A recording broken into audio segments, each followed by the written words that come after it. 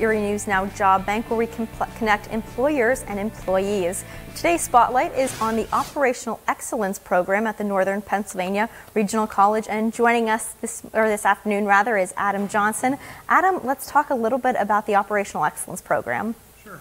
So we partnered with Future State Engineering. We're providing a 4-week, 1 hour during the lunch period. We call it Lunch and Learn series. It's going to cover 4 different topics throughout those 4 weeks. And at the end, they're going to go through next steps for an employer. It's going to cover theory of constraints, some lean manufacturing, Six Sigma, and like I said, just finish it up with what are our next steps in that process. And let's talk for people who might be interested in this program. What are the biggest takeaways they can get from doing this 4-week course? Sure. So this provides kind of an introduction to those type of training programs. And so they can decide whether or not they want to take it further.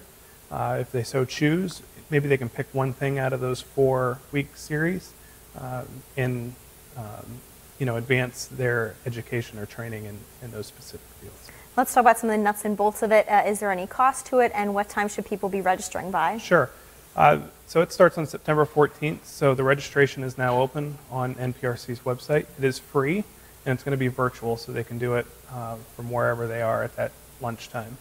And how is having a virtual course a real benefit for people who might not have the time to step out of the office or step out of their day-to-day business to make sure they can get these courses done? Sure. So the course is brought to them where they are, and it makes it convenient. They don't have to take off work.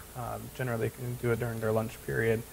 They can use their mobile device, they can use their computer, whatever is convenient for them. And why would this be a good class for people to take advantage of who might have an interest in this or might be looking to try something new? Sure. So this training provides that basic information, and they can start looking at inside wherever they work to see what they can do to make things more efficient within the operation. Perfect. Is there anything else people should know about? Not specifically that class.